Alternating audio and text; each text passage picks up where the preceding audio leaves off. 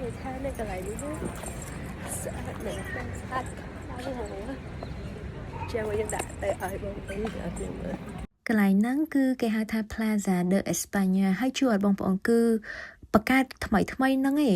ក្នុងឆ្នាំ1928ស្រាប់ពីពណ៌អាមេរិក Ibero ក្នុងឆ្នាំ1929ណាចឹងក៏ទៅវាអត់សូវមានប្រវត្តិសាស្ត្រអីយូរលង់ណាស់មកហើយអីប៉ុន្តែបើពេលយប់វិញនេះគឺស្អាតខ្លាំងហ្មង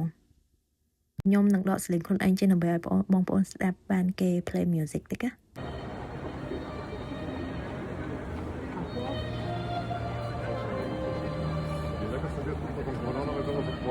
បន្ទាប់មកយើងទៅញ៉ាំអាហារពេលយប់ប៉ុន្តែខ្ញុំភ្លេចថតម្ហូបពេលហ្នឹងប៉ុន្តែបងប្អូនឃើញជើងជ្រូកហ្នឹងឯងគឺនៅគ្រប់ហាងគ្រប់កន្លែងមានទាំងអស់ហ្មង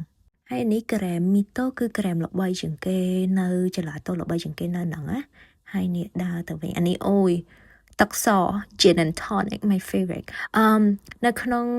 បារហ្នឹងដូចឈរចឹងចាំមើលការតែងគេអីគឺដូចនៅក្នុងព្រះវិហារហ្មងបារហ្នឹងឈ្មោះ Bar Galochi ហើយបើកនៅក្នុងឆ្នាំ1978នៅអង្គុយចាំគេយកមាន់ពងមកឲ្យបន្តែភ្លេចថតរូបមាន់ពងប៉ុន្តែក៏អរគុណបងប្អូនទាំងអស់គ្នាដែលមើលដល់ទីបញ្ចប់